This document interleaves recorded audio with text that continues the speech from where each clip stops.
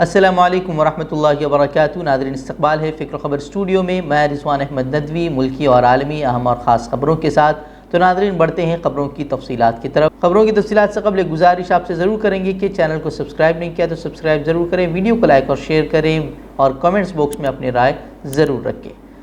ویسے سب کچھ بدل چکا ہے۔ انتخابات میں اب مدعے سماج کو جوڑنے کے نہیں، توڑنے کے ہی زیادہ اثر انداز ہو رہے ہیں۔ یو پی میں بی جے پی کی ایک بار پھر سے جیت، جیسا کہ ابتدائی رجحان میں نظر آ رہا ہے، وہ ظاہر کرتی ہے کہ اب مدعا راشٹرواد کا چلے گا۔ مہنگائی، بے روزگاری، یہ اب عوام کے لیے کم از کم ایسے مدعے تو نہیں ہیں جس پر ووٹ دیا جا سکے۔ ویسے اب جتنا بھی کہا جائے کہ خواتین نے راشن اسکیم سے متاثر ہو کر بی جے پی کو ووٹ دیا، یہ صرف اب کہنے کی باتیں رہ جائیں گی۔ ویسے 5 ریاستوں میں اسمبلی انتخابات کے رجحانات سامنے آ رہے ہیں، اور ابتدائی رجحان کی اگر بات کی جائے تو سب سے زیادہ زیر بحث یو پی میں ایک بار پھر سے بی جے پی کی سرکار بنتی نظر آ رہی ہے۔ اتر پردیش میں 403 سیٹوں میں سے بی جے پی تقریباً 256 سیٹوں پر آگے چل رہی ہے، جبکہ ایس پی اتحاد 122 سیٹوں پر آگے چل رہا ہے۔ ایس پی نے گزشتہ اسمبلی انتخابات سے زیادہ سیٹیں حاصل تو کی ہیں، لیکن اس کا انہیں کوئی فائدہ ہوتا نظر نہیں آ رہا ہے۔ بی جے پی مکمل اکثریت حاصل کرتی نظر آ رہی ہے، جبکہ کانگریس کی بات کی جائے تو ایسا لگتا ہے کہ جو بھیڑ انتخابی کیمپین میں نظر آئی وہ صرف پرینکا گاندھی کو دیکھنے کے لیے جمع تھی، اور اس کا نتیجہ ہے کہ کانگریس 4 سے 5 سیٹوں پر ہی آگے چل رہی ہے۔ زور شور سے مسلمانوں کا مدعا اٹھانے والے ایم آئی ایم پارٹی کو بھی اس بار زور کا جھٹکا لگا ہے، کیونکہ وہ ایک بھی سیٹ حاصل نہیں کر پائی ہے، اور یہ کہا جائے تو غلط نہیں ہوگا کہ اویسی کے بیانات نے بی جے پی کے فرقہ وارانہ ایجنڈے کو آگے بڑھانے میں اہم رول ادا کیا ہے۔ اتراکھنڈ کی بات کی جائے تو یہاں بھی حالات مختلف نہیں ہیں، یہاں بھی بی جے پی کی سرکار بننے جا رہی ہے۔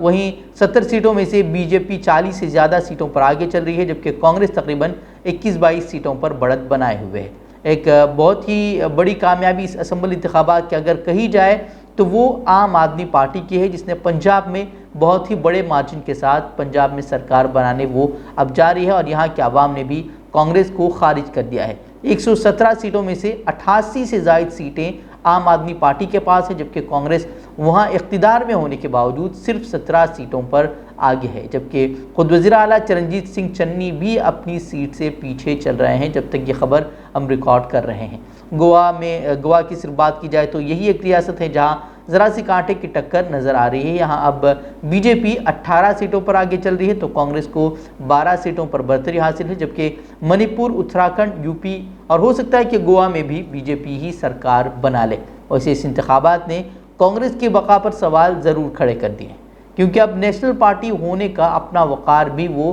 کھوتی ہوئی نظر آ رہی ہے، کیونکہ پورے ملک کی بات کی جائے تو صرف راجستھان اور چھتیس گڑھ یہی 2 ریاستیں ہیں جہاں تک اب کانگریس کا اقتدار سمٹ چکا ہے، اور اب یو پی میں بی جے پی کی جیت کے بعد یہ کہا جائے تو غلط نہیں ہوگا کہ 2024 لوک سبھا انتخابات کی جیت کے لیے بھی وزیر اعظم مودی کو پہلے ہی سے مبارکباد دے دینی چاہیے۔ ویسے کس طرح سے اس انتخابات میں الیکشن کمیشن نے کام کیا، میڈیا نے کس طرح کا رول ادا کیا اور کس قدر کھیل کھیلا گیا، اس میں کس حد تک کامیابی ملی، تو یہ تو ہم دیکھ ہی رہے ہیں۔ ویسے سوال یہی ہے کہ جو باتیں بی جے پی امیدواروں کی جانب سے مسلمانوں کے خلاف کی گئی، ہاتھ پیر توڑنے کی باتیں کی گئی، بلڈوزر چلانے جیسی دھمکیاں دی گئی، تو سوال یہ ہے کہ کیا یو پی میں اب آگے یہ سب کچھ ہونے والا ہے، یا پھر یہ صرف ووٹ کے لیے جملے بازی تھی؟ یہ تو آنے والا وقت ہی بتائے گا۔ یوکرین روس جنگ کی وجہ سے تیل کی قیمتوں میں اضافہ ہو رہا تھا، عالمی منڈی میں یہ قیمتیں بلند ترین سطح پر پہنچ رہی تھی، اور جب سے روس کے خلاف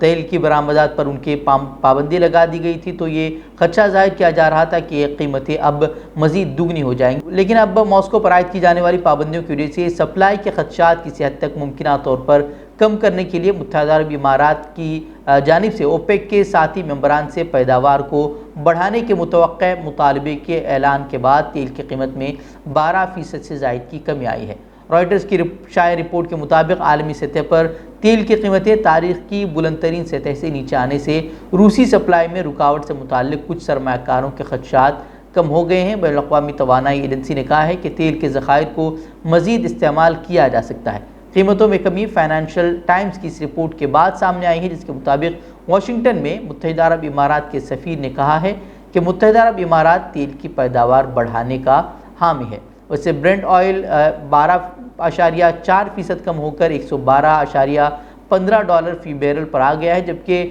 WTI 11.4% کم ہو کر $109.59 فی بیرل پر آ چکا ہے۔ ویسے حال ہی میں ایک رپورٹ آئی تھی کہ ایک شخص میں خنزیر کا دل ٹرانسپلانٹ کیا گیا، لیکن اب یہ خبر سامنے آئی ہے کہ خنزیر کے دل کا ٹرانسپلانٹ کرنے والا دنیا کا پہلا شخص جس کی سرجری ہوئی تھی اس کی اب موت واقع ہو گئی ہے، 2 مہینے میں ہی اس کی موت واقع ہوئی ہے۔ وہیں اس عمل کی مختصر عرصے کے لیے کامیابی کے بعد امید تھی کہ شاید انسانی اعضاء کی کمی کی وجہ سے پیوند کاری میں ہونے والی مشکلات حل ہو جائیں گی، تاہم مریض کی موت کے بعد اس آپریشن میں حصہ لینے والی ٹیم مستقبل میں اس حوالے سے کامیابی کے لیے پر امید نظر آ رہی ہے۔ ہسپتال کا کہنا ہے کہ سرجری کے بعد ٹرانسپلانٹ کیے گئے دل نے کسی قسم کے تعطل کے بغیر کئی ہفتوں تک بہت اچھی کارکردگی کا مظاہرہ کیا ہے۔ بتا دیں کہ ماضی میں بھی اس طرح کی پیوند کاری کی کوششیں کی گئی ہیں جو ناکام رہی تھی، کیونکہ مریضوں کے جسم نے جانوروں کے اعضاء کو قبول کرنے سے انکار کر دیا تھا۔ لیکن یہ پہلی مرتبہ ہے کہ جب خنزیر کا دل کسی انسان میں ٹرانسپلانٹ کیا گیا تو اس کے اثرات نظر آئے تھے، لیکن اس نے بھی 2 ماہ میں دم توڑ دیا تھا۔ اور یہ بات کہ اگر کیا خنزیر کا دل لگایا جا سکتا ہے یا نہیں، یہ تو مسئلہ الگ ہے، اس پر بات ہم یہاں نہیں کر رہے ہیں۔ اسرائیلی صدر آئزک ہرزوگ سرکاری دورے پر ترکی پہنچ گئے ہیں۔ ہرزوگ اور ان کی اہلیہ مشیل ہرزوگ 2008 کے بعد یعنی کہ قریب 24 سال بعد پہلی مرتبہ اعلیٰ سطحی دورے پر ترکی پہنچے ہیں۔ وہیں اس کو لے کر کافی رد عمل بھی ظاہر کیا جا رہا ہے۔ اردن کی سب سے بڑی مذہبی سیاسی جماعت اسلامک ایکشن فرنٹ نے ترکی کی طرف سے اسرائیلی صدر کے استقبال کی مذمت کرتے ہوئے صہیونی دشمن کے ساتھ ہر طرح کی معمول کی روش کو مسترد کرنے پر زور دیا ہے۔ وہیں فلسطین کی اسلامی تحریک مزاحمت حماس نے کہا ہے کہ اسرائیلی لیڈروں کے عرب اور مسلمان ممالک کے دورے اور وہاں پر حکومتوں کی سطح پر ان کا استقبال ناقابل قبول ہے۔ حماس نے بیان میں کہا ہے کہ جماعت فلسطینی قوم کی عزت و ناموس، مقدسات مسجد اقصیٰ اور دیگر محرمات کو پامال کرنے کی کسی کو اجازت نہیں دیتا۔ ہم ان صہیونیوں کے لیے اپنے برادر مسلمان اور عرب ممالک میں سرخ قالینیں بچھانے کو قبول نہیں کرتے۔ اس وقت ہمارے دشمن کی جیلوں میں ہزاروں فلسطینی قید ہیں، فلسطینیوں کو قتل کیا جا رہا ہے، ہمارے گھر مسمار کیے جا رہے ہیں اور ہمارے قوم کو بے گھر کیا جا رہا ہے۔ ویسے جب بھی کہیں اسلامی ممالک کے خلاف کوئی اقدام کیا جاتا ہے تو اسرائیلی مصنوعات کے بائیکاٹ کی مہم چلائی جاتی ہے۔ کہیں کوئی حملہ ہوتا ہے تو یہ بات کہی جاتی ہے کہ اسرائیلی پروڈکٹ کا بائیکاٹ کیا جائے، یہ کیا جائے، وہ کیا جائے، اور ہم بخوبی واقف ہیں کہ وہ کس حد تک کامیاب ہوتی ہیں۔ اسلامی ممالک میں تباہی کے بعد اسرائیلی پروڈکٹ کے بائیکاٹ کی اپیل ماضی میں کی جاتی رہی ہے، لیکن دیکھیے کہ یہ کمپنیاں کس حد تک متحد ہیں کہ اب یوکرین کے خلاف جنگ کی مذمت میں انہوں نے اپنا نقصان برداشت کرتے ہوئے پورے روس سے نکلنے کا اعلان کیا ہے۔ کل میکڈونلڈ، کوکا کولا، پیپسی سمیت کئی کمپنیوں نے جنگ کے خلاف اپنے ریسٹورانٹ وہاں سے ہٹانے کا اعلان کیا، کچھ نے وہاں سے کمپنیاں ہٹانے کی بات کی، کچھ نے اپنے وہاں سے سروس کو معطل کر دیا۔ لیکن ذرا سوچئے کہ اسلامی ممالک میں حملوں کے خلاف ہمارا خود اپنا کردار کیا رہا ہے۔ ہمیں نقصان اٹھانے کے لیے تو نہیں کہا جاتا، بلکہ ان کا بائیکاٹ کر ایک تو خود کی صحت کی حفاظت کے لیے کہا جاتا ہے، کیونکہ فاسٹ فوڈ ہو یا جیسی کولڈ ڈرنکس ہو، یہ چیزیں صحت کے لیے بھی نقصان دہ ہیں، تو اس سے بچنے کے لیے کہا جاتا ہے اور نقصان سے بھی بچنے کے لیے کہا جاتا ہے۔ لیکن وہ بھی کرنے کے لیے کتنے لوگ تیار ہوتے ہیں یہ ہم سبھی جانتے ہیں۔ ویسے کرنے والے لوگ تو کرتے ہی ہیں، لیکن ایسی بات نہیں ہے کہ کرنے والے نہیں کرتے، لیکن فرق اتنا ہے کہ کرنے والوں کو آپ اپنے ہاتھوں پر گنوا سکتے ہیں۔ سوچئے کہ ہم کتنے خود غرض ہیں کہ ہمارا حال یہ ہو گیا ہے کہ ہم صرف سوشل میڈیا پر ہی اپنا رد عمل ظاہر کر خود کو شہیدوں کی فہرست میں گنا رہے ہوتے ہیں، اور تھوڑی سی بھی جدوجہد کی بات آتی ہے تو پھر ہم اس میں طرح طرح کی تعویلیں کرنے لگتے ہیں۔ ویسے ان کمپنیوں نے اتنے سالوں میں مشرق وسطیٰ میں چھیڑی گئی جنگ کو روکنے کے لیے کیا کیا ہے یہ ہم سبھی جانتے ہیں، بلکہ ان اسرائیلی کمپنیوں کا کردار کیا رہا ہے اسے پھر ہمیں دہرانے کی ضرورت نہیں ہے۔ بٹکل میں اتکرم اراضی پر تعمیراتی کام ایک بہت ہی بڑا مسئلہ رہا ہے۔ فورسٹ افسران کی جانب سے ہم نے دیکھا کہ کئی مرتبہ چھوٹا موٹا جو گھر بنا کر جو لوگ رہ رہے تھے وہ ذرا سی تعمیر کا اگر کچھ کام کرنا چاہتے ہیں تو اس میں انہیں کافی دشواریاں ہو رہی تھیں، اور لوگ اب بھی خوف کے سائے میں ہیں کہ ان کی زمین کا کیا ہوگا۔ وہیں ہم نے ماضی میں بھی دیکھا تھا کہ کس طرح سے فورسٹ افسران انہیں پریشان کرتے ہیں اور اسے جو وہ تعمیرات کر رہے ہیں اسے گرا کر چلے جاتے ہیں۔ بٹکل کے کئی علاقوں کا حال اسی طرح کا ہے اور اب تک اس مسئلے کا کوئی حل نہیں نکل پایا ہے۔ آج بھٹکل میں اتکرم موراٹا سمیتی کی طرف سے فورسٹ مکینوں کو بچاؤ کے موضوع پر بہت بڑے پیمانے پر جلوس نکالا گیا اور اب اس کا پروگرام نواز کالونی واقع بلال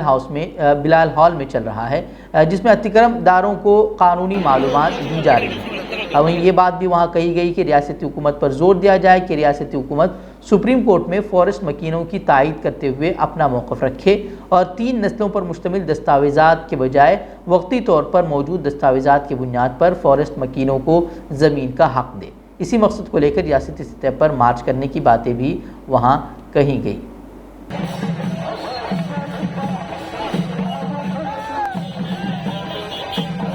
تو ناظرین، آج کی خبروں میں اتنا ہی، کل پھر ہوگی ملاقات مزید اہم خبروں کے ساتھ، تب تک کے لیے اجازت دیں۔ السلام علیکم ورحمۃ اللہ وبرکاتہ۔